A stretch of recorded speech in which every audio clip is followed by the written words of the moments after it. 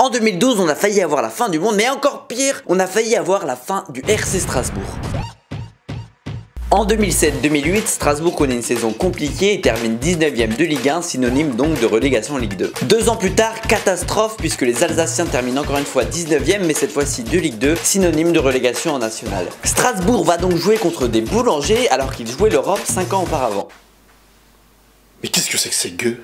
À cette époque, le club a de grosses difficultés financières avec un déficit de presque 5 millions d'euros et après une saison en nationale et une 4ème place, le club dépose le bilan et est relégué administrativement en CFA2. Ah, excusez-moi, vous montez? Ah non, c'est un ascenseur strasbourgeois, il fait que descendre. Ah, bon.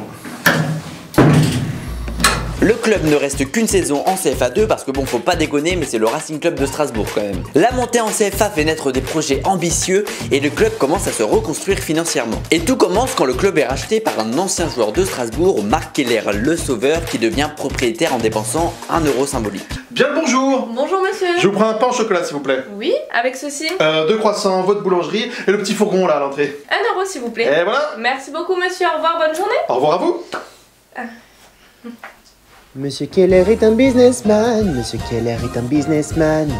Le nouveau président va ensuite récolter les fonds nécessaires pour relever le club grâce à différents investisseurs et Strasbourg va également pouvoir compter sur l'aide financière de la région en contrepartie de l'ajout du nom Alsace au nom du club. Et il y a un peu de thunes, il y a un nouveau président sérieux, il y a de l'ambition, le club est donc en bonne voie pour continuer son ascension. Pendant leur saison en CFA, Strasbourg enchaîne les bons résultats, bien aidé par un public qui bat des records d'affluence. L'affluence moyenne à domicile est de 8537 supporters en moyenne contre à peine 1000 en moyenne sur l'ensemble du championnat.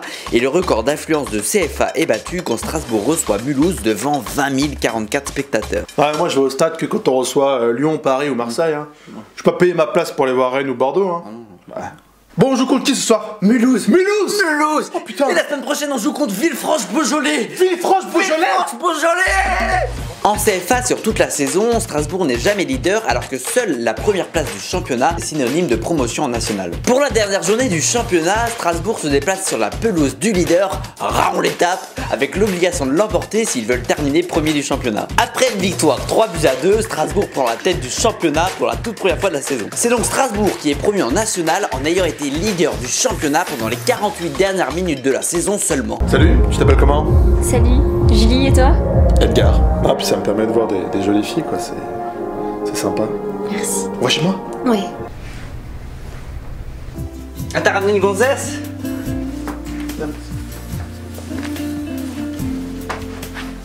La saison suivante, en national, les supporters sont là et continuent de battre des records, mais sportivement, la saison est ratée et Strasbourg termine 16ème du championnat, synonyme donc d'un retour en CFA. Mais par chance, Luzenac et Carquefou sont relégués administrativement et laissent leur place en national à Colomiers et Strasbourg. La chatte, la chatte, la chatte. En 2014-2015, Strasbourg montre un autre visage sportivement et termine 4ème de national à un petit point du 2ème et du 3ème. Et c'est la 3e fois en 6 ans que le club échoue au pied du podium, le privant alors d'une promotion dans la division supérieure. Pas de chatte, pas de chatte. Après cette saison encourageante, Strasbourg entame sa 3ème saison en national avec le statut de favori. Cette saison, l'affluence moyenne chez les clubs de national est de 2000 supporters par match. Strasbourg, eux, peuvent compter sur presque 16 000 supporters par match, ce qui en fait la 15e meilleure affluence moyenne de France. On compte aussi cette saison un record d'affluence pour un match de national avec 27 820 spectateurs pour la réception de l'US Colomiers. L'US Colomiers! Champion d'automne puis champion tout court, Strasbourg va retrouver la Ligue 2 et le statut de club professionnel. Ah, est-ce que vous descendez?